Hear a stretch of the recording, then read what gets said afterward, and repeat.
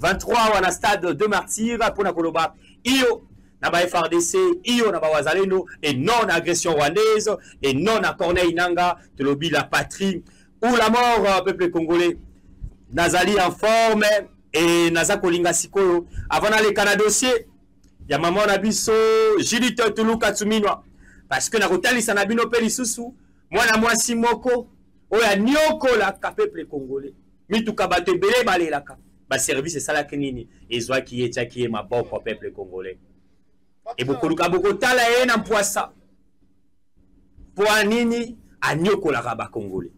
Mais avant cela, amis téléspectateurs, on a lingi on a lombango na sala toilettage rapidement et puis ali toilettage moko technique intellectuelle d'investigation. Et zaina ba compatriotes congolais belé ba koma ba nyosologue. Quand je parle de nyosologue, cela veut dire il y a comme nyoso. Il est infirmier, il est journaliste, il est avocat, il est magistrat. Peuple congolais, mboka oto zali koluka changement nango esalema. Na domaine oyo akozala nyosologue ekokendaka liboso te. Mboka oyo soki ozali avocat tikala avocat sala job description na yo lokola avocat point barre.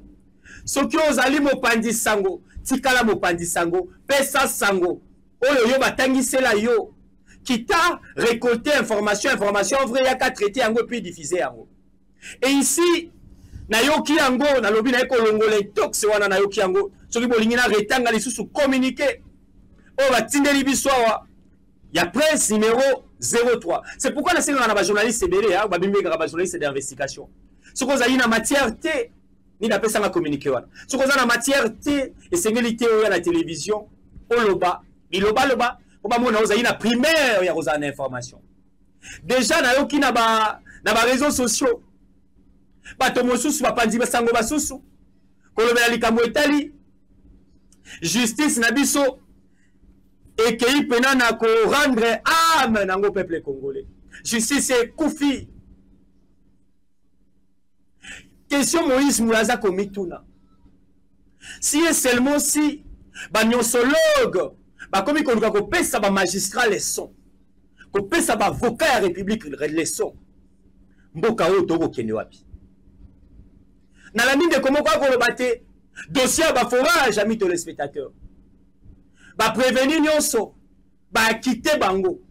Mais nga tout à l'heure na uti ko tangela bino communiqué à presse numéro 03. O ezali kolobela likambo ya condamnation. Ya ba prévenir ba balé amis téléspectateurs. Pour le likambo etali ba détournement ba bien public. Ndeko yo avant les kanaba plateau, to ba ndeko yo na ebité, est-ce que bazwa ki numéro il y a communiqué à presse oyo. O ezali noir sur blanc.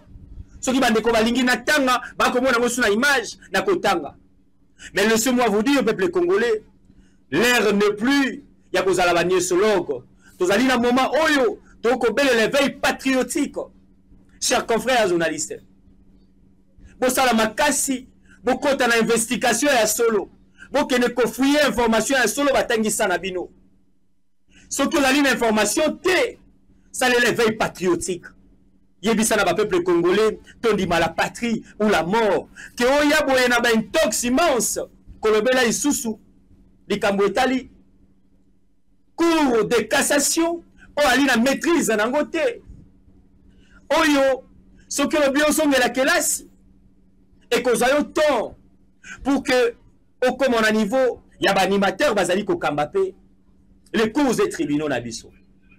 Et je pense que ils allaient à l'emptement qu'on a zakobé dans nos compatriotes congolais, qu'on Sanabino était secrétaire permanent, peut porter parole, il y a conseil supérieur à la magistrature, a informé l'opinion publique, peut à cour de cassation.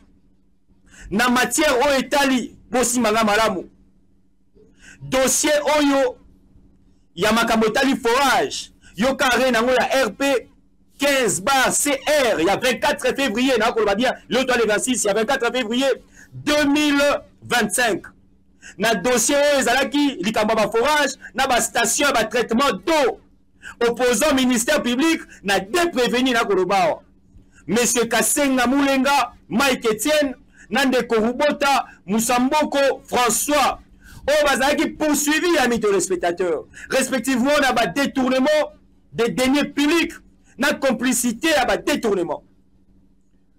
Amis téléspectateurs, yoga bako ebisa biso ke bazwi batiki bandeko. Et si comme côté na communiqué wa ngana kotanga ba ebisi biso que ba libérer bandeko. Yoka contrairement na ba weza ko ba na kati ya ba réseaux sociaux, émissions, chaînes de télévision, stations radio ainsi de suite. Il n'y a pas eu de déni de justice ni scandale judiciaire. Bien contrairement les droits et dit bien les droits. Secrétaire permanent peut porter parole à Conseil supérieur, il y a magistrature,